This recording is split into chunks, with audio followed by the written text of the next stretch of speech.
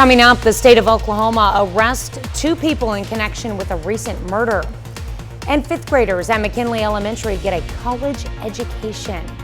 Also, Pittsburgh kicks off the holiday season with its 2nd annual tree lighting ceremony. The 4 states' most watched news starts now. Good morning and welcome to the KOAM Morning News. It is 5 a.m. I'm Tanya Bach. We'll get to those stories in just a moment. But first, let's go to Michael Hayslip in the Skywatch Weather Center. What a pleasant November morning we're in the midst of. Temperatures certainly not too bad at all from 7th and Rangeline. Already 53 degrees. That's going to eclipse our daily highs that we had at the beginning of last week. You'll notice the south wind is coming in at a good clip, 16 miles per hour right now. But a whole bunch of high 40s and low 50s minus Anderson and Miami. Look at how cool it is down to the south. There's a little cold bubble down there where it's only 42 in Mack County and 43 in Ottawa County. But other than that, 50 in Pittsburgh, 53 in Carthage, and 54 already in Chanute. The Skywatch Storm Tracker, even if we throw on the sweeping radar and the satellite, we are clean and clear as can be. We're going to get a good dose of sunshine just like we did yesterday, and temperatures going to raise up into the 70s here for what essentially is pushing into the middle of November. We will have some changes by the time we get to Tuesday. After getting through a great looking Monday, the cloud cover will first arrive on Tuesday, and then we will have some scattered showers along with it for Tuesday afternoon. You'll notice we're not looking at anything widespread. It is very hit or miss, and a 7-day forecast that has better chances for rain here on Wednesday. We'll break that down along with the severe thunderstorm risk map when I see you in just a bit. All right, sounds like we got a lot to talk about. Thanks, Michael. 2 suspects are in custody after a joint Oklahoma State Bureau of Investigation and Federal Bureau of Investigation murder investigation. On Wednesday, 51-year-old Jimmy Kelly and 52-year-old Charlana Kelly were arrested in connection with the alleged murder of 47-year-old Tony Moran, also known as Tony Torres. Jimmy Kelly is in the custody of the U.S. Marshals on federal charges of murder in Indian country and using a firearm to commit a violent act. Charlana Kelly is being held in the Ottawa County Jail on 1 count of accessory to a felony. 5th graders at McKinley Elementary headed off to college Friday to get a lesson on anatomy. KCU Medical School in Joplin hosted the Champs Anatomy Academy. The academy pairs elementary students with KCU medical students to learn about medical terms, body systems, and functions. I would hope that some of them are interested in science, kind of piques their interest in science, and also I would like to see that it helps them understand science a little more. So, especially the human body is what we're focused on in here right now.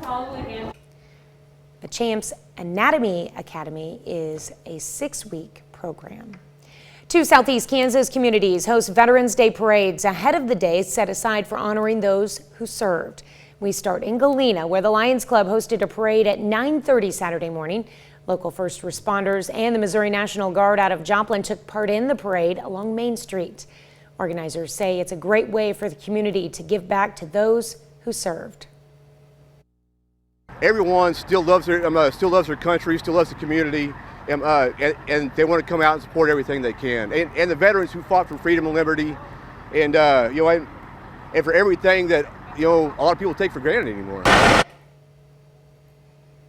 This is the 2nd year the Lions Club has put on the parade. An hour and a half later, the Baxter Springs Lion Club hosted its own Veterans Day parade along Military Avenue. Some of the participants from the Galena parade made the short trek over to take part in this parade. There were some additional first responders as well as the Baxter Springs High School band.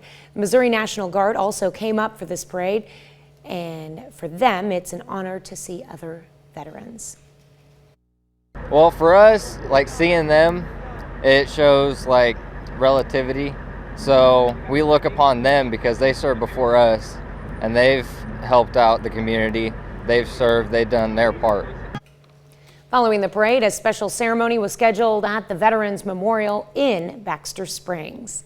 November is Native American Heritage Month, and it's a time to honor the traditions and histories of Native people. One bookstore in Pittsburgh says it's something they do year-round, but they're using this month especially to educate the public on Native American contributions and presence in the community. We're here. We in our community, that's you hear that a lot. We're still here. Actually, I think there's a book behind me that's the title. We're still here, and we're doing things. You know, we're business owners. We're part of the community, and that's important for everyone to know. Books and Bureau in Pittsburgh will host informational events throughout the month of November, including a free film screening and Native American stories. We'll have more on that later in the show. Well, it's already Christmas time here in the 4 states. On Saturday, the Christmas Shop in Pittsburgh hosted its second annual tree lighting ceremony. The day was filled with much more than that. They also had a candy cane hunt, a free petting zoo, and even Santa. It was free and for everyone, and the event's organizer says it's a way for the community to come together and welcome in the holiday season. So this is for all family members to get together and just enjoy Christmas early, and just have fun, and it's free, and it's just a good way to get together. The shop's Christmas activities will continue until Christmas Eve. It's 5:07. I never equivocated that with Christmas tree lighting, but Reindeer. say what? I wonder if they had reindeer at the petting zoo. I don't know. Hopefully they didn't have sea otters. Let's hope they weren't available. Temperatures ranging from low 40s, and there's just a couple of those. It's Anderson, Miami, and Grove. It's really down to the south. For the most part, high 40s, low 50s. A delightful Monday morning. It's a bit windy outside. Coming in right now, really 15 to 20 miles per hour, and will gust later on 30 miles per hour. That wind's going to stick around. It's going to be sunny and warm and windy up into the 70s today. Absolutely delightful. Overnight, a little increased cloud cover, an indicator of what's coming. One thing to point out, though, overnight, you'll notice, too, the wind not going anywhere. It's going to stick around up until really middle of the week. So here we roll Tuesday morning. Like I said, no worries on Monday. Tuesday morning, we begin to see the clouds bringing us some scattered rainfall. Not really too much. That's hit or miss and pretty light. But then as we get into Wednesday, now we become much more widespread rain-wise. And look at that up to our northwest. And that's going to fall down on us there for the Wednesday morning commute as well. 7-day forecast, got a little bit of a cold front going to drop in between Wednesday and Thursday. Tuesday and Wednesday, those temperatures, that's seasonable for this time of year. That's no big deal. But however, Wednesday into Thursday and carried on into the weekend, that's a legitimate November cold front dropping us down into the 50s and 40s. And look at that from Friday into Saturday. Bring back the old frost advisory and freeze watch. All right, that's a look at this morning's top stories and weather in our first 7 minutes. Coming up on the KOAM Morning News, a former Webb City ace transfers her softball talents to the Pitt State Gorillas. Plus, new research shows psychological therapy can eliminate chronic pain. And Britain becomes the first country in the world to approve an antiviral pill to fight COVID. You're watching the KOAM Morning News. More real news in the morning. We'll be right back.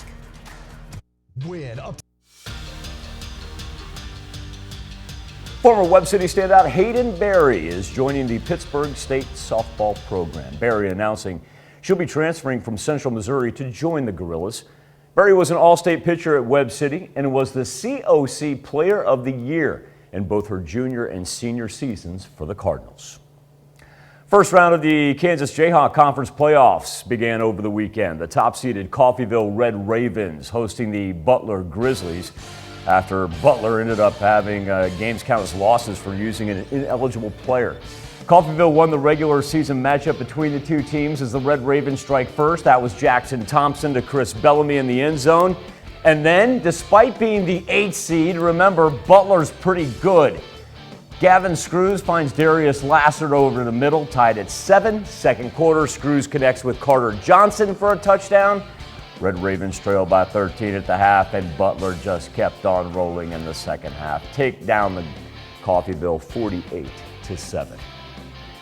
Pittsburgh State hosted Washburn. It was a huge MIAA matchup on Saturday as both teams entered the day 7-2. It was Washburn that came out on top as the Ichabods blocked a potential game-winning field goal in the final seconds of the contest to hold off the Gorillas and win it 28-26. Tyler Adkins ran for 69 yards and 2 touchdowns. Elijah Harris caught 6 passes for 89 yards. Brandon Malikas and PJ Sarwinski, they led the defense in tackles. Here's some post-game on the outcome. The momentum pendulum, back and forth when you're playing a good football team like that. And unfortunately, I think we caused losing some of the momentum to ourselves a lot, and you can't do that when you're playing a good team like that. I think we beat ourselves at times. I wouldn't say that they beat us, but I think we beat ourselves. But we definitely played our hearts out. Missouri Southern also took a loss on Saturday to the number 6 team in the nation, Northwest Missouri Bearcats. Lions gave up 28 points in the second quarter. That proved to be the difference in the game. Despite a 35-0 deficit at the half, Southern made some great adjustments on defense, allowed only 2 touchdowns for the remainder of the game. It was the last home game of the season for the Lions and Senior Day. Here's head coach Atiba Bradley and his graduating class. This senior group, top to bottom, has done a tremendous job of buying in. They've helped me, quote unquote, convince others to buy in, and so that part's huge. These guys have been through some stuff now, and for them to continue to fight and be resilient, I'm extremely proud of them and will always cherish and remember them. My first head job with my first group of seniors. 4th-ranked Oklahoma Sooners had a bye week. Number 11 Oklahoma State, they had to hit the road for a Big 12 matchup, and they did so against West Virginia. Longest road trip you're going to take in the Big 12. Cowboys trailing in the second quarter, get the first down, then finish off the drive as Spencer Sanders throws it up for Koam Martin. Oklahoma State on the board with the lead. Later, got a punt that gets dropped. Corey Black recovers. The Cowboys set up a great field position and turn that into points. Sanders to Martin again as Oklahoma State goes up 17-3, and they were able to add more in the final quarter. Do so on the ground. Jalen Warren straight up the middle for the score as Oklahoma State dominated West Virginia. Defense looked great on Saturday. Final score 24-3.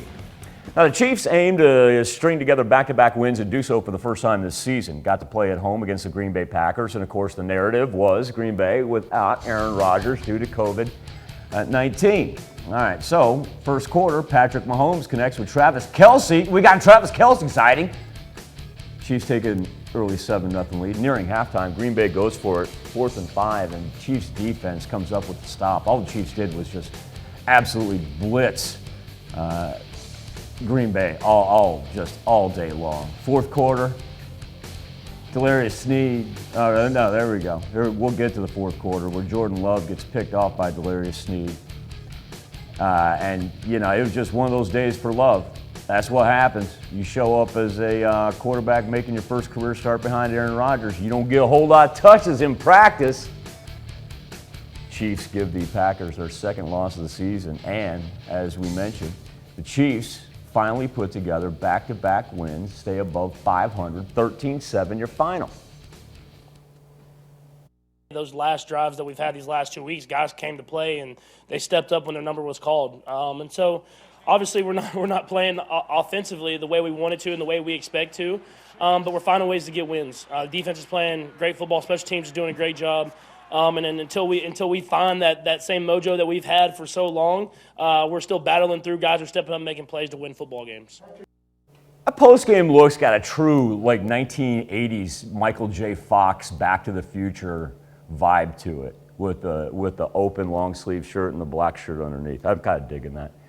Major League Baseball revealed the winners of the 2021 Gold Glove Awards, and the St. Louis Cardinals big winners, as the Cards the first team in MLB history to win 5 Gold Gloves in the same season.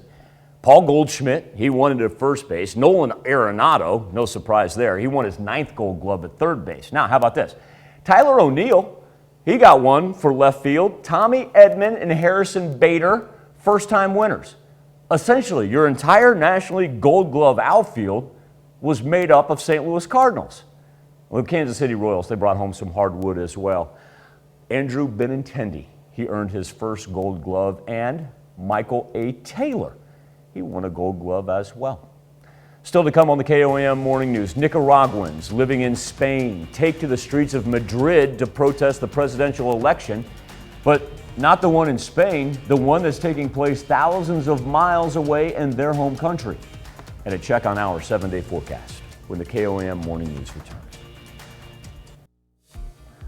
Hope you enjoyed the extra hour of sleep, and hopefully you were able to pick up there on Sunday with the old daylight savings time ended and us going back to Central Standard Time as we look at our current conditions over 7th and Rangeline. The nice thing about going back to Standard Time, sunrise at 6:46. So we'll finally be able to get some tower cam action that'll have some daylight on it as opposed to what we've had lately. 53 degrees, it's nice and mild this morning for being this time of year. It is windy though, 15 miles per hour in Joplin, 14 in Chanute. We're gonna roll about 15 to 20 miles per hour all day long. Temperatures ranging anywhere from 42 in Anderson and 43 in Miami, but we've got 54 in Chanute, and even those low temperatures, very, very nice for this time of year. The satellite and the sweeping radar, throw those on there. We are clean and clear as can be. Eventually, we will be up into the 70s later on this afternoon, wind gusting up to 30 miles per hour. No worries on a Monday. Tuesday will bring us some additional first cloud cover, second scattered rain throughout the course of the afternoon hours. Then we really begin to pick up for Wednesday, just in time for Wednesday morning. It'll be on us, and it'll be pretty widespread considering that Tuesday is going to be light and scattered. Cold front drops in then Wednesday into Thursday. Time to turn our attention to the KOAM News Now Facebook page and our morning Instapoll. Millions of adults cope with chronic back pain. It can significantly limit their ability to work and do other activities. And now you have researchers in Colorado studying a unique non-drug treatment to eliminate that pain. Naomi Rockham with more on how a psychological therapy is helping patients get their lives back. Daniel Waldrop suffered with chronic back pain for 20 years. Doctors could never find the source. I made the decision that I was going to keep running and trying to play golf and skiing, and I was just going to do it and pay the price. He was willing to try anything for relief, including physical therapy and acupuncture. It was getting progressively worse through the years. It just became part of life. Then he heard about a treatment being tested called pain reprocessing therapy. Dr. Yoni Ashar led the research at the University of Colorado, Boulder. Changes in the brain cause the pain to persist. Basically, the brain learns the pain. And what we tried to do in this study was teach people how to unlearn the pain. In the study of about 150 people with chronic back pain, 66% of patients who had pain reprocessing therapy were pain-free or nearly pain-free after 4 weeks, compared to 20% of the placebo group and 10% of the non-treatment group. Most maintained relief for a year. Regions of the brain associated with pain were also changed after therapy. The pain is always real. But if the problems lay in the brain, then the solution may lay there too. And so we taught people to think differently and to feel differently about their pain, to understand that the pain is basically a false alarm. I started to believe that actually there was no injury, that no damage was being done. I didn't get better right away, but that was the turning point. It's been 4 years since Waldrop took part in the research. This changed everything for me. It gave me my life back. A life without pain. Naomi Rockham, CBS News, New York. Our question for you this morning on the Instapoll: how often or do you take advantage of therapy? Connect to us via our Facebook page or go to koamnewsnow.com/vote. We'll be back with Health Watch next.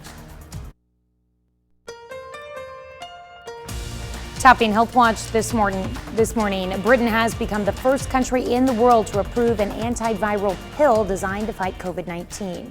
Ian Lee reports from London. For Anne-Marie Pagan, this little red pill called Molnupiravir is a big deal. The UK mother caught COVID earlier this week, and as a cancer survivor, she's more vulnerable to the virus. Is absolutely a life and death situation. I do have a family that I need to think about, and I need to be here for them. That's why she's taking the world's first antiviral drug approved to treat COVID-19. Merck originally designed the drug to treat the flu, but found it produces errors in COVID-19's genetic code, which stops the virus from replicating. To have a drug like this, to have an antiviral that's potent, that's able to be taken orally, is a very important moment and does mark a milestone Global trials show molnupiravir cuts the risk of hospitalization or death by half for high-risk patients. Here in the UK, the pill has been approved for people with at least one risk factor for COVID, including being over 60, obese, or having heart disease. Studies found molnupiravir is most effective when taken within the first 5 days of symptoms appearing. Unlike current COVID therapies like monoclonal antibody treatment, which require a hospital visit, this pill can be taken at home. British doctors expect it to be a game changer in fighting the pandemic. They can be mass produced and distributed across the world, and that's very important for equitable global access to life-saving treatments. If the FDA gives the green light, molnupiravir could be available in the U.S. as early as next month. Ian Lee, CBS News, London. Pfizer has also developed an antiviral drug to fight COVID-19, and trials show it cuts the risk of hospitalization or death by 89%. It's still waiting for FDA approval. Another company hopes to offer its version of a coronavirus vaccine in the months ahead. Novavax plans to turn in complete data to the U.S. Food and Drug Administration before the end of the year. Its aim would be to earn possible emergency use authorization for its vaccine. The biotech company's CEO says the first 100 million doses would be ready to ship if an FDA green light is given. Novavax says its vaccine manufacturing method is more conventional than those vaccines currently authorized for use in the U.S. This version stimulates immunity by using small laboratory-made pieces of the coronavirus. Novavax says Indonesia just became the first country to grant emergency use authorization for its vaccine. The company has already applied for EUAs with several other countries. That's a look at some of today's top health stories. You're watching the KOAM Morning News. Nice mild start with a whole bunch of temperatures in the 50s eventually. Sunny skies and strong south wind get us up into the 70s. Don't have to worry about widespread rain until Wednesday.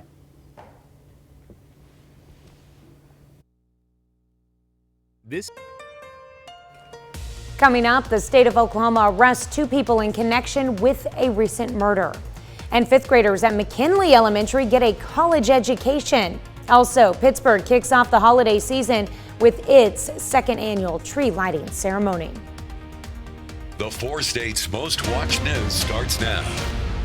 Good morning and welcome to the KOAM Morning News. It is 5:30. I'm Tanya Bach.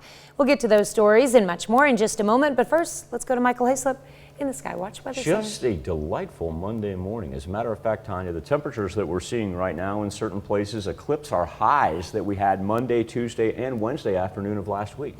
And so we're off to a great start, and we'll have plenty of sunshine after it begins to rise. And because of daylight savings time coming to an end and reverting back to Central Standard Time, it'll be here at 6:46, so not too far away at all. And we're already sitting at 53 degrees. Now, a large part in the fact that we're having mild temperatures is the strong south wind coming in at 16 miles per hour right now at Joplin Regional Airport. 54 is where we stand already in Chanute. Let's go 52 in Carthage. It is cooler down to the south. We've got a little cool bubble down there ranging from Miami, Grove, and Anderson, where we're still in the low 40s. Clear Skywatch Storm Tracker, not a worry in the world. As a matter of fact, you got to get up into the far northern plains to even find any rain action. Now, we've got the old Earth highlight on for us, so if we take that off, kind of give you a better idea. The contiguous 48, very, very quiet. And look at all that high pressure spans from us east of the Mississippi, just giving everybody a little dose of warm November weather. Weather trend for today, all the way up into the low 70s. Next shot for rain, that's really not going to be until Tuesday. What we'll see first is growing cloud cover for early Tuesday morning. Light scattered rain on Tuesday is all that will amount to. Then on Wednesday, we begin to pick up. That'll bring us some thunderstorm activity up from the south. Check out the northwest of us. That's where it really begins to bubble up from central Kansas. We'll get a little bit of fallout from that as well. 7-day forecast also with a cold front by the time Wednesday's activity is over. So we're going to fall down into the 50s and then the 40s as we head into the weekend. Try to get that Thursday morning rain out of here. It should just be for the pretty early morning hours. So anybody with Veterans Day activities, parades, ceremonies, anything like that should be good after the morning hours. But also too, it's also going to be a Veterans Day. Probably don't want a jacket. Good to know. Yeah. In the meantime, it sounds like it's going to be beautiful today. If you've Great got anything today. planned. Gonna have to fight the wind, but that's why we're able to make it up into the 70s. There you go. All right. Thanks, Michael. 2 suspects are in custody after a joint Oklahoma State Bureau of Investigation and Federal Bureau of Investigation murder investigation. On Wednesday, 51-year-old Jimmy Kelly and 52-year-old Charlana Kelly were arrested in connection with the alleged murder of 47-year-old Tony Moran, also known as Tony Torres. Jimmy Kelly is in the custody of the U.S. Marshals on federal charges of murder in Indian country and using a firearm to commit a violent act. Charlana Kelly is being held in the Ottawa County Jail on 1 count of accessory to a felony. 5th graders at McKinley Elementary head off to college Friday to get a lesson on anatomy. KCU Medical School in Joplin hosted the Champs Anatomy Academy. The academy pairs elementary students with KCU medical students to learn about medical terms, body systems, and functions. I would hope that some of them are interested in science, kind of piques their interest in science, and also I would like to see that it helps them understand science a little more. So, especially the human body is what we're focused on in here right now. The Champs Anatomy Academy is a 6-week program.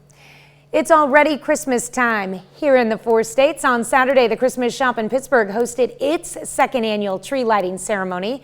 The day was filled with much more than that. They also had candy cane hunt, a free petting zoo, and even Santa. It was free for everyone, and the event's organizers say it's a way for the community to come together and welcome in the holiday season. Yes, so this is for all family members to get together and just enjoy Christmas early and just have fun, and it's free, and it's just a good way to get together. Right? The shop's Christmas activities will continue through Christmas Eve. November is a Native American Heritage Month. It's a time to honor the heritage and contributions of Native people. One bookstore in Pittsburgh is using the month to do just that. KOAM's Bronte Sorotsky tells us how the owner is using her store and heritage to educate 4-staters about this month's importance. Native American Heritage Month is observed all month long and even year-long at Books and Borough in Pittsburgh. Darcy Schultz co-owns the bookstore with her husband. Originally from Miami, she's a member of the Peoria Tribe of Indians of Oklahoma, and she's using her heritage and store to educate 4-state residents about Native culture. We still do a lot of research. We're, always looking for Native authors. This month in particular, the bookstore will host various book clubs to study Native American literature, as well as a ceremony to recognize the land the bookstore sits on by acknowledging its Native roots. The land acknowledgement is when you put together a statement, and they're all a little bit different, but you are recognizing the land that, if either like this physical building is on, and honoring those nations that it's their ancestral lands. It's a statement of respect and memory. For Schultz, sharing her heritage and identity not only helps the community learn more about her culture, but allows herself to as well. I'm still learning my own culture, and that's kind of common too, where you feel very disconnected. And so I just kind of want people to think like, well, we're on this journey together. And she wants to make sure Native Americans aren't overlooked, which is what this month and her store are about. We're still here, and we're doing things. We're business owners. We're part of the community. That's important for everyone to know. In Pittsburgh, Bronte Sorotsky, KOAM News. For more information on programming or books by Native Americans, you can go to our website at KOAMnewsnow.com. That's a look at our top news stories coming up this half hour in the KOAM Morning News. An assassination attempt on the Iraqi Prime Minister leaves more questions than answers. Plus, Columbia University in New York is evacuated on Sunday. We're going to tell you why. And we'll have the latest. But first, it's 5:37. Delightful Monday morning. His temperatures range anywhere from mid-40s to mid-50s. And with all the sunshine and southerly breeze, we're going to make it up into the 70s. Don't have to worry about any rain until we get to Tuesday, and then a little bit more widespread on Wednesday. We'll be back with World Watch next. Topping World Watch after surviving an assassination attempt at his home, Iraq's Prime Minister Mustafa al-Khatimi convened an extraordinary cabinet meeting on Sunday. He vowed to pursue those who targeted him with drones and left 7 of his personal security detail injured. CNN's Jomana Kardashi has the latest. It was one of the most brazen attacks to ever target Iraq's leadership. A drone laden with explosives struck the residence of Prime Minister Mustafa al-Kadhimi in Baghdad's fortified Green Zone, according to Iraq's military. Al-Kadhimi escaped what officials have described as a failed assassination attempt that injured members of his security detail. Shortly after that, the Prime Minister appeared calm and composed in a televised address, reassuring the nation and calling for restraint. The cowardly missiles and drones do not build our countries nor our future, and we are working to build our homeland by respecting the state and its institutions and establishing a better future for all Iraqis. I invite everyone to a calm and constructive dialogue for the sake of Iraq and the future of Iraq. Long live Iraq, long live Iraq. No one's claimed responsibility for the attack. Iraq says it's investigating. The government, vowing to bring those responsible to justice, blamed, quote, criminal armed groups, a term it's used in the past to describe Iranian-backed militias. The powerful Iranian-backed groups have threatened al-Kadhimi, a close U.S. ally, in the past. But on Sunday, various groups were fast to deny their involvement, accusing foreign powers of an attempt, they say, to implicate them. The attack comes after weeks of rising tensions following the October 10th elections. Parties representing Iranian-backed militias emerged as the biggest losers of that vote, losing many of the seats they once held in parliament. They've refused to accept the results of an election they've described as fraudulent, and for weeks their supporters have staged a protest in Baghdad that turned violent on Friday, when protesters clashed with security forces as they tried to storm the Green Zone.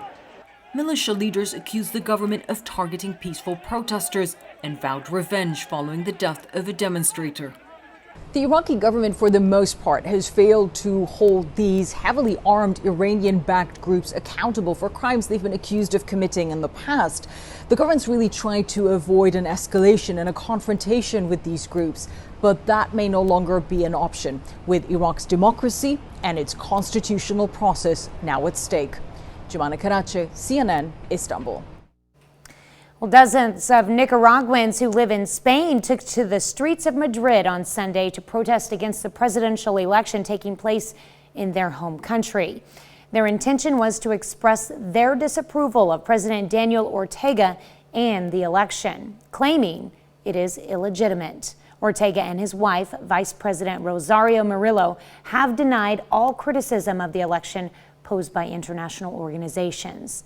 The Nicaraguan government insists the election is legitimate and abides by the country's laws.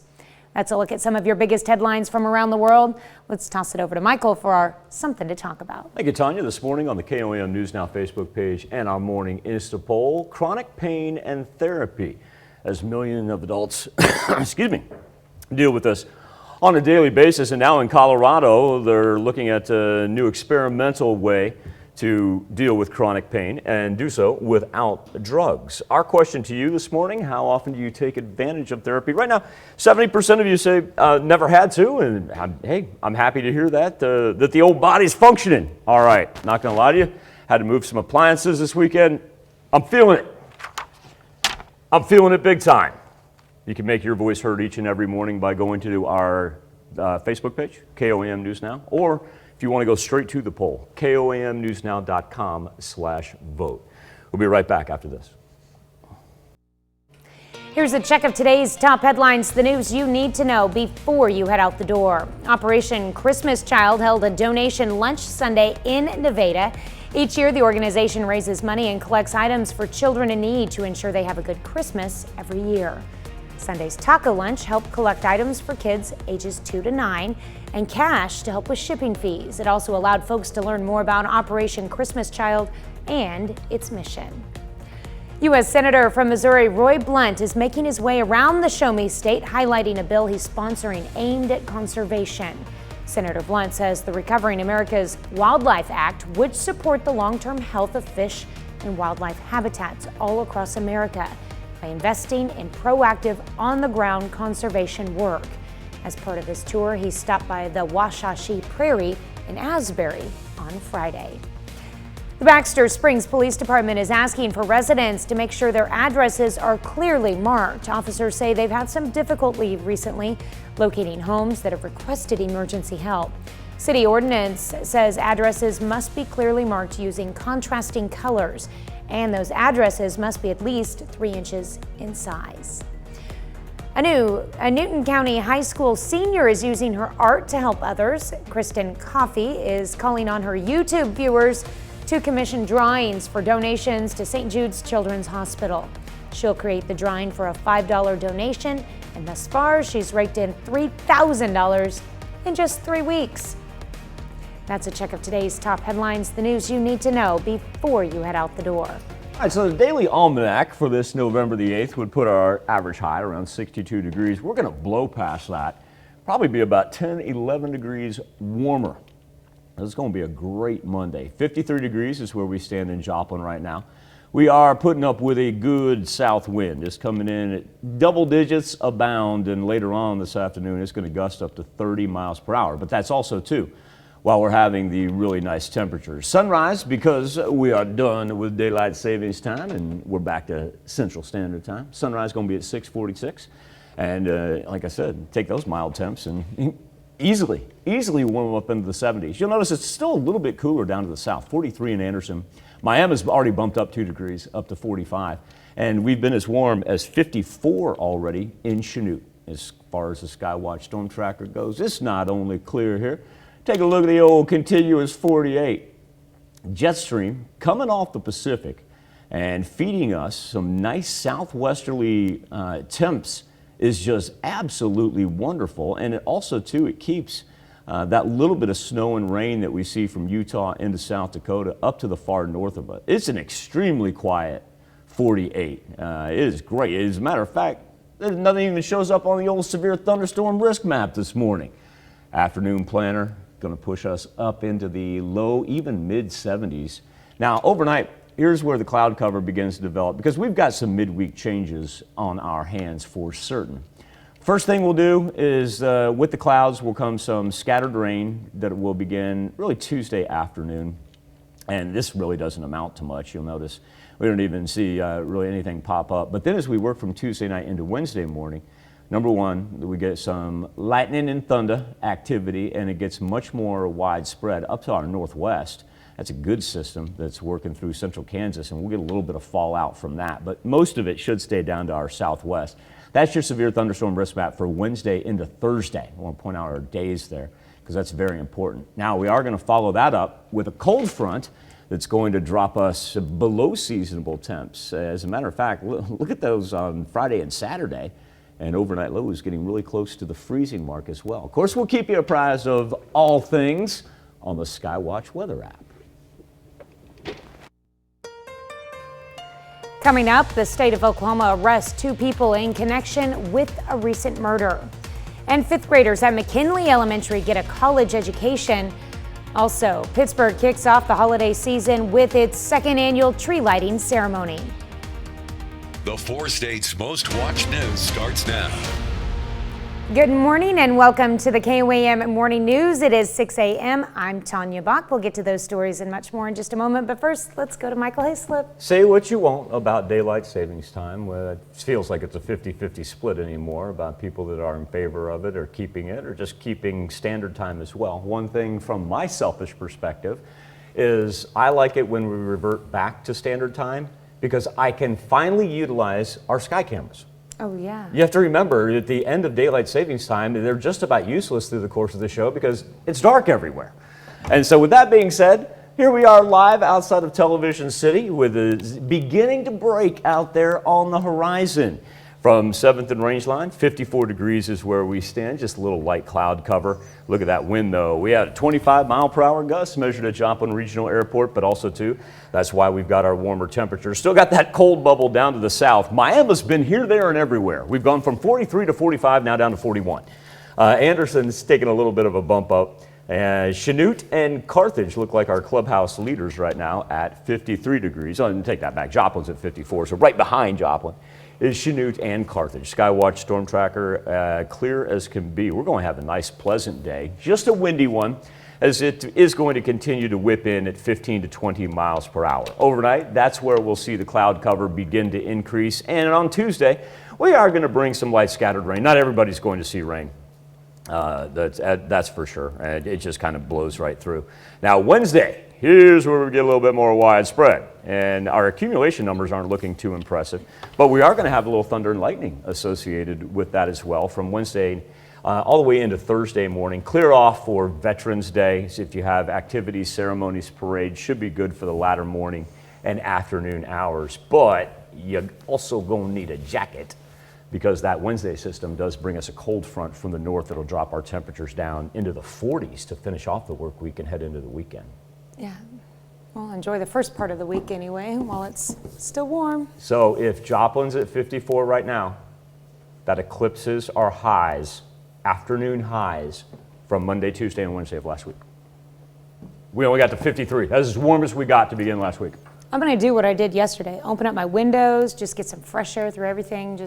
Oh, I did it. Yeah, it was great yesterday, even with the wind, because I opened up both doors, and so I had the circulation going. Yesterday was great. You need that every now and then.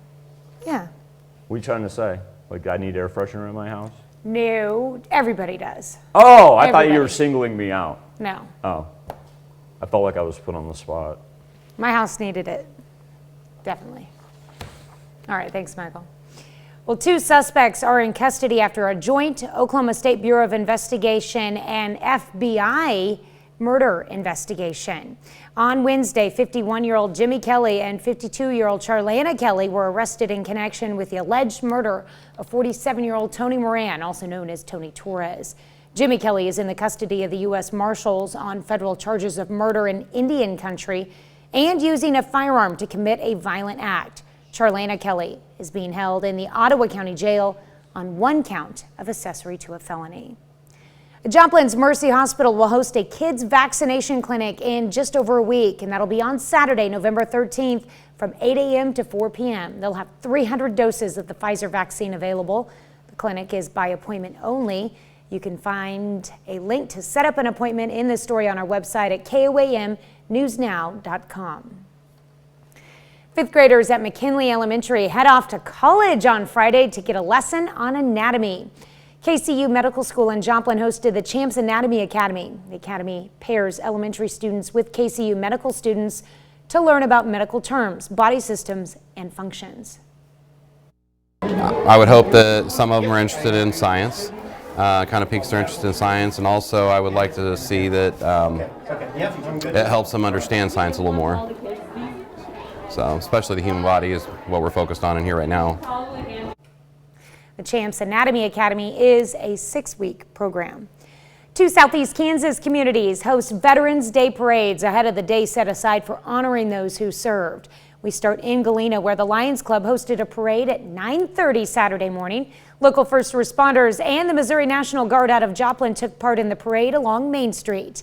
Organizers say it's a great way for the community to give back to those who served. Everyone still loves their country, still loves the community, and they want to come out and support everything they can. And the veterans who fought for freedom and liberty, and and for everything that a lot of people take for granted anymore. This is the 2nd year the Lions Club has put on the parade. An hour and a half later, the Baxter Springs Lion Club hosted its own Veterans Day parade along Military Avenue. Some of the participants from the Galena parade made the short trek over to take part in this parade. There were some additional first responders as well as the Baxter Springs High School band. Missouri National Guard also came up for this parade, and for them it's an honor to see the other veterans. Well, for us, seeing them, it shows relativity So we look upon them because they served before us, and they've helped out the community. They've served, they've done their part. Following the parade, a special ceremony was scheduled at the Veterans Memorial in Baxter Springs. The Baxter Springs Fire Auxiliary is working with the community to support Lieutenant Malachi Brown. Brown was severely burned while fighting a structure fire and was flown to a burn unit in Springfield to heal. On Saturday, they hosted a fundraiser to benefit Brown and his family as he is still being treated for his injuries. Fire departments from all over the 4 states came out to show their support. We've had departments from Oklahoma, all across Oklahoma show up here today. Departments from Missouri, across Kansas, and even into Arkansas have been supportive and doing their own fundraisers and raffles and loot blocks to gather money for Malachi's family in his time of need. And it's really, really awesome to see, and we're just so grateful for all their support. We'll have more on this fundraiser later in the show. It's already Christmas time here in the 4 states. On Saturday, the Christmas Shop in Pittsburgh hosted its 2nd annual tree lighting ceremony. The day was filled with much more than that. Organizers also held a candy cane hunt, a free petting zoo, and even Elsa and Santa. It was free for everyone, and the event's organizers say it's a way for the community to come together and welcome in the holiday season. Yes, so this is for all family members to get together and just enjoy Christmas early and just have fun, and it's free, and it's just a good way to get together. The shop's Christmas activities will continue through Christmas Eve. 6:07. Sunny and warm, but also windy. Look at this, temperatures up into the low to mid 70s. Boy, you can't beat that. Now, overnight, we'll have some increasing cloud cover. Bring us some light scattered rain on Tuesday. Majority of the 4 states will actually stay dry, but then Wednesday, more widespread activity, bringing us a cold front for the end of the work week. That's a look at this morning's top stories and weather in our first 7 minutes. Coming up on the KOAM Morning News, Peyton Thomas stops by to tell us how you can help Pittsburgh area school children in need this year. Plus, a new hope for prostate cancer patients as researchers find treatment on a molecular level. And the State Department offers a multi-million-dollar reward for information on the Russian group responsible for the Colonial Pipeline hack. You're watching the KOAM Morning News. More real news in the morning. We'll be right back. In Consumer Watch this morning, Wall Street finishes the week on a high note. 2 more companies issued their 3rd quarter report cards. Price Consumer Index drops this week, and Congress moves forward on a major infrastructure bill. Diane King Hall has the day's top consumer stories. Wall Street ended last week higher. On Friday, the Dow Industrials rallied 203 points. The Nasdaq added 31, and the S&P 500 gained 17. Earnings season rolls on. Movie theater chain and now meme stock AMC reports today after the bell, and Disney is out on Wednesday. This week, key data on the state of inflation will be released. The Producer Price Index comes out on Tuesday and the Consumer Price Index on Wednesday. Both are expected to confirm what consumers already feel, that costs are on the rise. Congress passed a major infrastructure bill with a bipartisan vote in the House late last week. Now, Democrats appear to be on their own as they try to pass President Biden's Build Back Better plan. They hope to have it done by Thanksgiving. The current version of the bill includes money for climate change, universal pre-K, and prescription drug reform. That's it for Consumer Watch. We'll be right back. Time of year, a lot of families find themselves in situations where they need a little extra help, and there are organizations out there to assist you. We're going to be talking about one of those this morning. Joining me from Pittsburgh State University, I have Peyton Thomas, who's a social work student there at the university and who's working on a special project. Peyton, welcome. Thank you. Thank you so much for having me. Tell me a little bit about the organization that you picked, Community in Schools. Yes, so Communities in Schools is an agency embedded within schools around the country. They help and aid children in poverty with whether that be clothing, school supplies, depending on the elementary school or if it's middle school, high school. They do snacks like in between passing periods and stuff like that. And they just really aid the children in poverty who need it. So part of your social work program there at PSU requires you to pick an organization and work with them and to do a project. Tell me a little bit about this project that you're doing. Yes, so we get to choose any agency that we want, and we put on a fundraiser for them. And Communities in Schools told me in Pittsburgh that they were in need of like elementary school size clothing, coats, and shoes. And I will also be accepting monetary donations, but mostly clothes is what they were in need of this semester. Okay, and this is for all elementary school age students in the Pittsburgh area, correct? Yes, most of the donations will go to Lakeside Elementary School first, and then they'll be dispersed throughout the other elementary schools as well. Okay, so if people are interested in donating, how can they participate? There will be donation boxes located inside of Jolly Fox Brewery on South Broadway. Otherwise, they can contact me personally, and we can set up a time to meet and exchange the clothing. Okay. And when we post this interview on our website later this morning, then we will also include information where we can find you as well for that. Tell me a little bit about your social work program there at PSU. This is great that you guys get to work with organizations in the community. Like, why did you decide to choose this as your major? I just grew up always wanting to help people and give them the best opportunity to be their best selves. And at first, I was majoring in justice studies, and then I took a social work class, and it really drew my attention, so I switched over. All right, well, that's wonderful. And Peyton, how long for this particular project are you guys going to be accepting donations for the schools? We will accept donations until about November 13th or a few days after that as well. Okay, so you've got this week to get out there, go to Jolly Fox Brewery and make your donations, or you can contact Peyton as well. And thank you so much for joining us this morning. Yes, thank you so much for having me. All right, happy holidays. All right, we'll be right back. Topping Health Watch this morning, a new strategy could give hope to prostate cancer patients who are resistant to existing drugs. Bradley Blackburn has more on that and today's other top health stories. Researchers have identified a molecule that suppresses prostate tumors. It could be a new way to treat prostate cancer that is resistant to traditional hormonal therapies. The researchers say existing drugs are effective initially, but often stop working for patients after a year or two. The new technique targets proteins that fuel tumors. A new study finds school-based mental health screening can help identify depression in students. Researchers at Penn State's College of Medicine followed 12,000 high schoolers for 3 years and found students who participated in universal school-based depression screening were twice as likely to start treatment for depression. More adolescents are reporting symptoms of depression, and suicide is the second leading cause of adolescent death. And a drug designed for diabetes could help treat patients with chronic kidney disease. New clinical data shows the drug dapagliflozin effectively slows the decline of kidney function in patients, regardless of whether they have diabetes. The drug can also reduce the risk of heart failure and death in chronic cases. Those are some of the day's top health stories. Bradley Blackburn, CBS News, New York. Even with a breakthrough infection, people who've been vaccinated against COVID-19 do not get as sick with the virus. That conclusion comes from 2 researcher teams reporting this week. There was strong protection against severe disease and death even months after first vaccinations. And with the more transmissible Delta variant spread, one study looked at nearly 800,000 male and female veterans, all fully vaccinated and using data from PCR tests.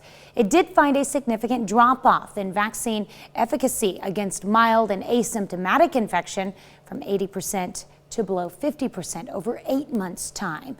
But with all 3 vaccines, effectiveness remained high against death compared to veterans who were not vaccinated. Researchers say the latest findings still point to an urgent need to reinstate multiple layers of protection while encouraging more people to get vaccinated. That's a look at some of today's top health stories. You're watching the KOAM Morning News. That's about as pretty shot as you can get here on November Monday morning. Absolutely gorgeous outside of Television City as the traffic begins to pick up a little bit and temperatures range anywhere from 54 in Joplin and Chanute all the way down to 41 in Miami and 42 in Anderson. But all things said, it's going to be a delightful afternoon. It's the sunshine and good south wind going to work us up into the 70s. Eventually, we pick up a little scattered rain on Tuesday. Majority of the 4 states stays dry. Widespread rain then headed our way on Wednesday. Coming up, the state of Oklahoma arrests 2 people in connection with a recent murder. And 5th graders at McKinley Elementary get a college education. Also, Pittsburgh kicks off the holiday season with its 2nd annual tree lighting ceremony. The 4 states' most watched news starts now.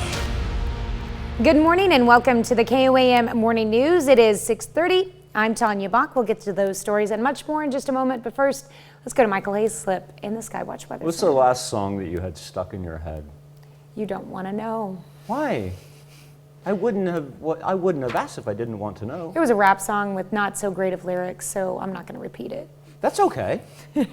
I didn't mean to put you on the spot. I'll be completely honest with you. Right. I have not had a Christmas jingle stuck in my head yet. I didn't know Tipper Gore was going to be knocking on our door being like, no, you can't think of those lyrics in your head. No, you were, for some reason, you did that open and you talked about education. I now have Hall & Oates' Bad Education stuck in my head. Okay. So I appreciate you doing that. Yeah. I figured you would have some sort of like Christmas jingle or something. No, it's just because you said the word education. I immediately went, oh yeah. I love that song. Yeah. I know Ron's with me. He has it in his head too. Right, Ron? Yeah. Okay. I'm gonna have to find out what this. Folks, I'm gonna do a quick weather, go to the control room, and then I'm gonna find out what this rap song is. Live look outside of Television City, absolutely gorgeous, gorgeous start. And I wanted just to take a second here and put on the Joplin sky camera because when we do our current conditions, of course, it's going to cover up that gorgeous sun coming over the tree line. 54 degrees, strong southerly wind coming in at 16 miles per hour, gusting all the way up to 25. Sitting squarely at 54 and have been in Joplin and Chanute, just absolutely marvelous November temperatures. Colder down to the south. You see the color contour presenting us with that little cold bubble there, ranging from Delaware and Ottawa County and northeast Oklahoma, where it's 41 in Miami and Grove, and then into Mack County, where it's only 42 in Anderson. Skywatch Storm Tracker clear as a bell. The contiguous 48, very, very quiet for our Monday with a weather trend that's going to lift us up into the low 70s. Whole bunch of sunshine. And now we really don't have anything to worry about until we get to Tuesday. First comes a cloud cover for Tuesday morning, then some light scattered rain for Tuesday afternoon and evening. As we get into early Wednesday, then it becomes more widespread, and that will also bring us a little bit of thunder and lightning as well. On the back of that, how about a cold front that's going to drop us down into the 50s and then 40s to close out the work week? Oh yeah, oh yeah. This song was actually made twice. Really? Yeah, it failed in its first go-round. I shouldn't say failed. But then it was reproduced by a music producer out of Europe who went on to do amazing things and is actually the man behind Milli Vanilli. Never would have guessed that. Yeah. All right. Okay, that works. All right, thanks, Michael. 2 suspects are in custody after a joint Oklahoma State Bureau of Investigation and FBI murder investigation. On Wednesday, 51-year-old Jimmy Kelly and 52-year-old Charlana Kelly were arrested in connection with the alleged murder of 47-year-old Tony Moran, also known as Tony Torres. Jimmy Kelly is in the custody of the U.S. Marshals on federal charges of murder in Indian country and using a firearm to commit a violent act. Charlana Kelly is being held in the Ottawa County Jail on 1 count of accessory to a felony. 5th graders at McKinley Elementary head off to college Friday to get a lesson on anatomy. KCU Medical School in Joplin hosted the Champs Anatomy Academy. The academy pairs elementary students with KCU medical students to learn about medical terms, body systems, and functions. I would hope that some of them are interested in science, kind of piques their interest in science, and also I would like to see that it helps them understand science a little more. So, especially the human body is what we're focused on in here right now. The Champs Anatomy Academy is a 6-week program. It's It's already Christmas time here in the 4 states. The Christmas Shop in Pittsburgh hosted its second annual tree lighting ceremony. The day was filled with much more than that. Organizers also held a candy cane hunt, a free petting zoo, and even Elsa and Santa. It was free for everyone, and the event's organizer says it's a way for the community to come together and welcome in the holiday season. Yes, so this is for all family members to get together and just enjoy Christmas early and just have fun, and it's free, and it's just a good way to get together. The shop's Christmas activities will continue until Christmas Eve. Baxter Springs Fire Department hosted a fundraiser for Malachi Brown, a firefighter who suffered severe burns fighting a recent structural fire. KOAM's Bronte Sorosky has more details on how the event aims to help Brown and his family. When tragedy struck the Baxter Springs Fire Department, the community stepped in. We are doing a chicken and noodle benefit dinner for Lieutenant Malachi Brown, who was severely burned in a structure fire back in October. Brown is still being treated for his injuries, and in the meantime, the community is making sure that he knows he isn't fighting this battle alone. To do this, all funds from Saturday's dinner will go to him and his family. Yes, all the money raised from this event and all the other events that we have going on will go directly to Malachi Brown's family, for his wife and his children, as they're up there dealing with all of the emergency things. And it wouldn't be possible without the public support. It's affected all of us deeply, and to have the community turn out as they have with all of their different auctions and raffles that they're doing on their own behalf for Malachi, been really, really heartwarming, and we're so grateful to have that support from the community. And the community support didn't stop here in Kansas. Fire departments from all over Missouri and even Oklahoma came out to support Malachi and his family. It's really shown the brotherhood and how strong it is. We've had departments from Oklahoma, all across Oklahoma, show up here today. Departments from Missouri, across Kansas, and even into Arkansas have been supportive and doing their own fundraisers and raffles and loot blocks to gather money for Malachi's family in his time of need. Others who know Brown and came out to support say they hope everyone can keep him and his family in their prayers. Police departments, I believe, also involved doing a fundraiser for Malachi. Hopefully, he'll keep moving forward, and, we're asking for everybody to pray for him. In Baxter Springs, Bronte Sorosky, KOAM News. Many fire departments such as Quapaw, Fairland, and Peoria came out to support the event as well. That's a look at our top news stories coming up this half hour in the KOAM Morning News. Rapper Travis Scott says he's cooperating with investigators after a deadly concert crush in Houston over the weekend. I'm Laura Podesta with the latest and those who say he should be held accountable for the stampede at his performance. Plus, therapy can be good for you. How often do you take advantage of it? We let you weigh in, but first it's 6:37. Temperature's going to be up into the 70s today. A whole bunch of sunshine, but it is going to be a windy one as well. Coming in from the south, 15 to 20 miles per hour, gusting up to 30. Don't have to worry about widespread rain until we get to Wednesday. We'll be back with Nation Watch next. Topping Nation Watch this morning, police are in the early stages of investigating a concert stampede that left 8 people dead and hundreds injured. As Laura Podesta reports, it happened at a music festival in Texas over the weekend. Video shows the jam-packed crowd at the Astro World Festival in Houston Friday. As rapper Travis Scott took to the stage, panic and chaos as the crowd of more than 50,000 rushed forward. 8 people died, hundreds more were injured. Our family is grieving for my brother Danish. He died saving his fiance. This family says Scott and the concert promoter Live Nation should be held accountable. Scott did stop his set to help someone in the crowd, but started again soon after and continued for almost 40 minutes after a mass casualty event had been declared and paramedics tried to drive in to reach victims. He just continues to play, and then literally you see like the cars just can't move because everyone just starts jumping.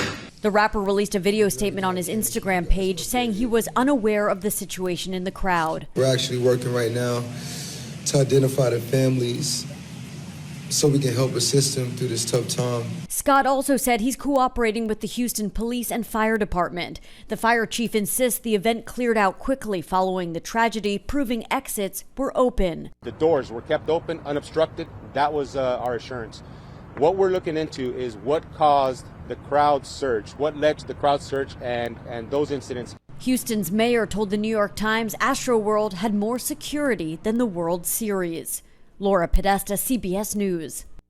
Authorities say the deceased range from 27 to as young as 14 years old. On 2 separate occasions, Scott has pled guilty to charges relating to inciting disorderly conduct from fans at his concerts. Family, friends, and Washington's power players Friday said a final goodbye to the late Colin Powell. Powell served our nation for decades as a soldier, diplomat, and advisor.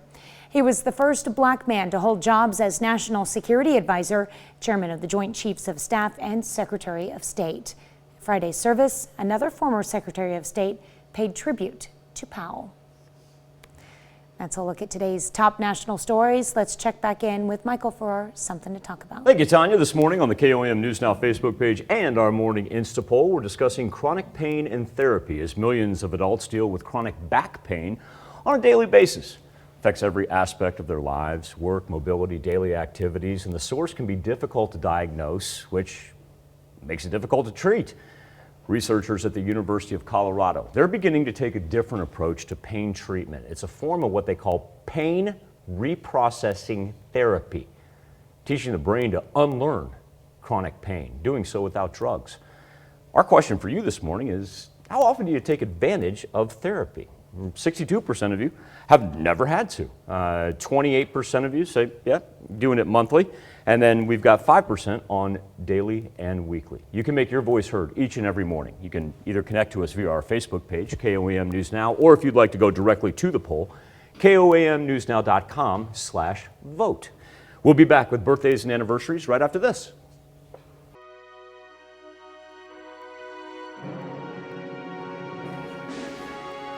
We take this time to honor today's four-state hero, Jerry Boyles, from Foster, Oklahoma. Boyles served in the Army in Vietnam from 1967 to 1968, where he was killed in action. The highly decorated soldier won many awards, including the Silver Star, posthumously. To Jerry Boyles, we thank you for your service, our fourth-state hero. How about this little girl who's gotten into the blue frosting, it looks like? Okay, Camden Grace, you win the lottery, the birthday lottery. We are going to make your picture first and foremost, because when you got a smile that big and you're celebrating your 3rd birthday, you deserve to go first. And a happy birthday to Camden in Mound Valley. This comes with love from Mimi and Papa. All right. And this it's really 1 and 1A when you're 3, right? 1 and 1A? Yeah. Because Evelyn Tubaugh, like, she's 1A. Oh, yeah. Yeah. Oh, yeah. Oh, my goodness. The 3-year-olds get to go first. Such cuties there. That is. Evelyn Tubaugh, 3 years old, pretty dress, pretty hair, pretty smile. And so, Evelyn, you are 1A. You are not second. You are 1A, kiddo. Happy birthday. All right, Jackson Zorn's turning 4 years old. Check out that jack-o'-lantern there he's got in Riverton. Happy birthday, Jackson. Look at that thing. That took some work now. We're cool. I mean, it took work, but we can go on. Carson Crozier. Whoa! You're 9 and you bagged that thing? Well, I guess you were probably 8 when you bagged that thing. Get out. That's a cool picture. Oh my Nice. gosh. All right. Carson, happy birthday, my man. He's in Arcadia. I wonder if that was He's not his... going to tell you where that spot is either. I wonder if that was his first. What a milestone there. Carson, all right. Keep it a secret. Here's a milestone for Josh Schultz, who's now 16 years old. Picture there with his new pickup. Yeah. Nice. Josh is in Crestline. Love it. Get the 16, get the license. Desi Trotnick with a sweet 16th birthday. Desi, a very happy birthday to you. I want you to have a great day, ma'am. She's in Oswego. Turning 38, Lindsay Faye Guffey. Happy birthday to you. Looking great there, Lindsay. Lacey Branstein. She's turning 41 and was smiling all the way through Columbus. Happy birthday, Lacey. All right, Will Endicott celebrating birthday number 42 this year. Will is in Neosho. Mary Bishop, nice catch, Will. Mary Bishop, a happy 45th birthday. Miss Mary's in her car. She's a busy woman. All right, and we've got birthday wishes from your family and your number one right-hand man and his little sister. Here's Janet Rice. Love it. Birthday was actually Friday. We had a little bit of technical difficulties there, so we got your picture on today, Janet. Celebrating number 47 in Pittsburgh. I'm just happy we finally got Janet on air. Happy birthday, Janet. Marcia Sedgwick, she is turning 57. Miss Marcia, a very happy birthday. In Jasper, Missouri, Donald Lee celebrating the big 6-0. Happy birthday, Donald. Over the weekend, Tina Westall celebrating her 61st birthday. Tina celebrated in St. Paul. Shirley Zwollen is celebrating birthday number 67. She got the big cup there. Shirley is in Oswego. Paul Mason, the 80th birthday. Paul, a happy birthday to you in Pittsburgh. And Shirley Benicki celebrating birthday number 86 in Parsons. They like to call her Mima, with love from Ben, Chris, Karen, David, Ethan, Aiden, and Landon. Ladarian Danner celebrating a birthday in Pittsburgh. And Ladarian, this comes with happy birthday wishes from your fiancé. Shauna Ackerson, happy belated to you. And Charles and Brenda Martin, congratulations, 58 years. The Martins celebrating in Columbus. Happy birthday, happy anniversary to all. We'll wrap this show up right after this.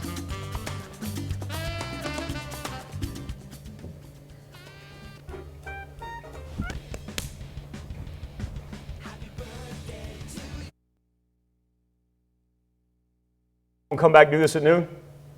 Sure. All right. I have no idea how much time's left on the clock. Be safe. We'll see you again at noon. Do this again tomorrow morning.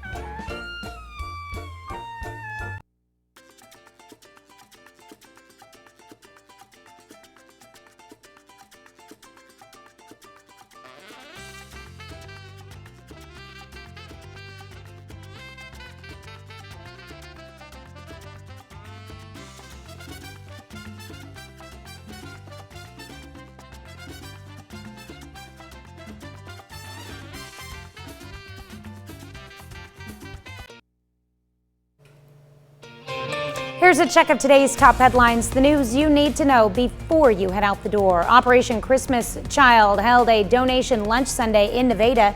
Each year, the organization raises money and collects items for children in need to ensure they have a good Christmas every year. Sunday's taco lunch helped collect items for kids ages 2 to 9 and cash to help with shipping fees. It also allowed folks to learn more about Operation Christmas Child and its mission. U.S. Senator from Missouri Roy Blunt is making his way around the Show Me State, highlighting a bill he's sponsoring aimed at conservation. Senator Blunt says the Recovering America's Wildlife Act would support the long-term health of fish and wildlife habitats all across America by investing in proactive, on-the-ground conservation work. As part of his tour, he stopped by the Washashi Prairie in Asbury on Friday. Baxter Springs Police Department is asking for residents to make sure their addresses are clearly marked. Officers say they've had some difficulty recently locating homes that have requested emergency help. City ordinance says addresses must be clearly marked using contrasting colors, and those addresses must be at least 3 inches in size. A Newton County High School senior is using her art to help others. Kristen Coffey is calling on her YouTube viewers to commission drawings for donations to St. Jude's Children's Hospital. She'll create the drawing for a $5 donation, and thus far, she's raked in $3,000 in 3 weeks. That's a check of today's top headlines, the news you need to know before you head out the door. 7.5 minutes was funny enough last week. 5:30. Watch me roll this. Average high for this time of year would be 62 degrees. We're going to blow past that thing. As a matter of fact, we've already clocked in with a high of 56 at Joplin Regional Airport. Now, have to remember, officially sunrise was only 5 minutes ago at 6:46. And here we are. We've already eclipsed our highs from last Monday, Tuesday, and Wednesday. And the reason we're able to do that is because of a good south wind. There's a gorgeous look over the mothership. Look at the glow cloud just beginning to emerge on the right-hand side.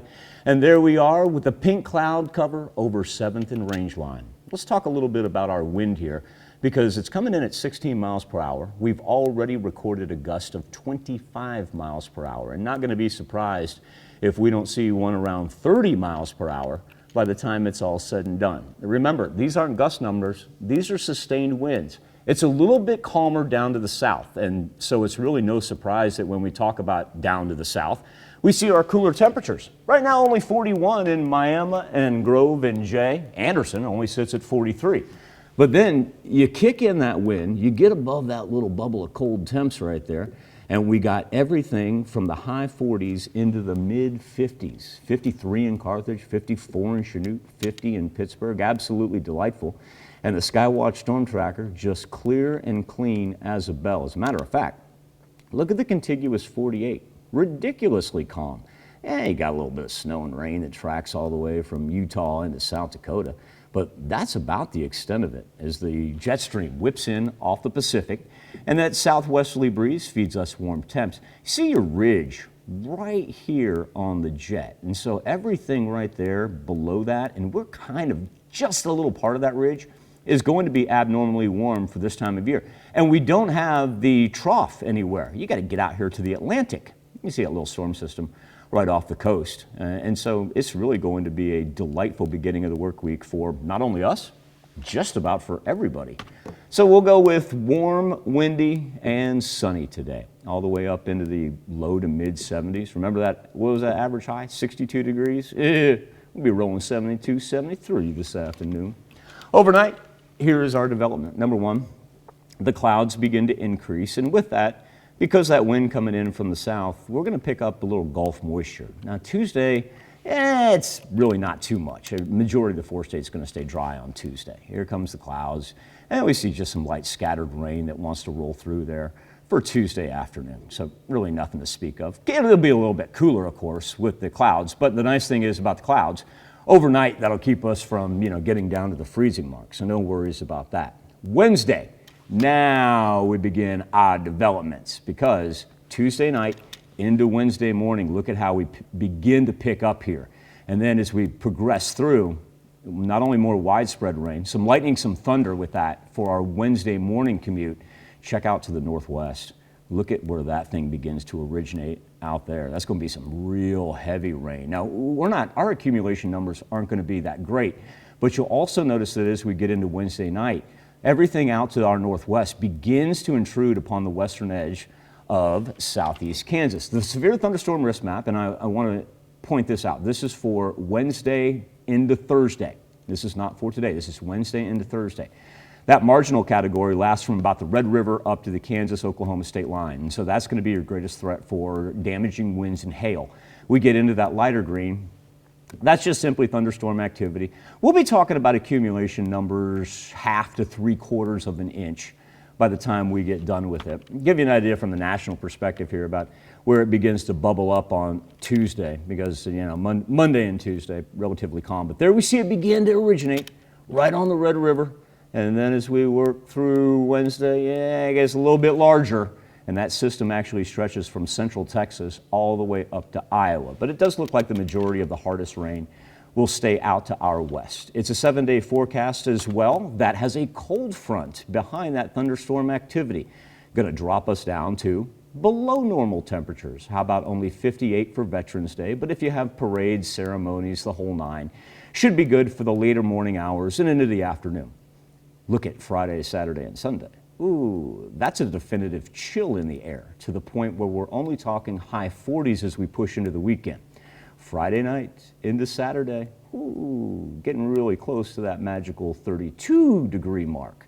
So don't be surprised if we don't have frost advisories and even frost warnings emerge, especially for our southern and eastern counties, because that's where the cold front will come from.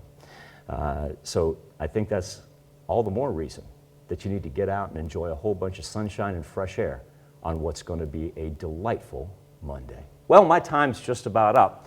I want to thank everybody for joining us. Do me a favor again, be safe. We'll do this all again tomorrow morning. And we're going to do it again today at noon.